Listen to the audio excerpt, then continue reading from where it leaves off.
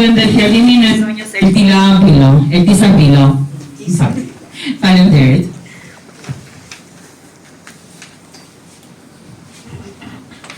Zonjës dhe zotrinj, drejtësia nuk është një fjalë e bukur për konferenca. Ajo është vendim moral. Martin Luther King e kuptoi këtë kur zgjodhi të përballej me një sistem që e quante padrejtësinë normalitet. Sot MEK bën të njëjtën gjë. E paraqet shtypjen si disiplinë dhe bindje si virtyt. Kur abuzimi quhet ideal, një nga format më të rrezikshme të shtypjes është kur viktimat bëhen dhe meriton atë që i ndodh. MEK e justifikon izolimin, e shenjtëron sakrificën e importuar, e ndëshkon mendimin e lirë. Kjo është manipulim i pastër psikologjik.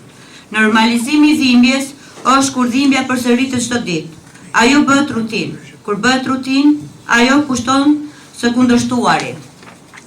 Martin Luther King na mësoi se pikërisht aty fillon rezistenca kur refuzon të pranosh padrejtësinë si normale. Heshtja si zgjidhje. Sot në gjatë bën një zgjidhje të qartë. Ne nuk heshtim. Heshtja nuk është neutralitet. Heshtja është pozicion. Dhe sot ne zgjedhim drejtësinë. Një thirrje njerëzore.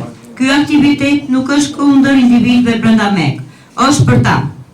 Është për ata që ende nuk guxojnë të flasin.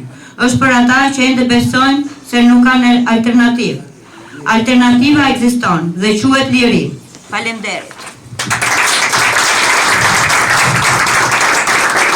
Faleminderit zonja Eltisa,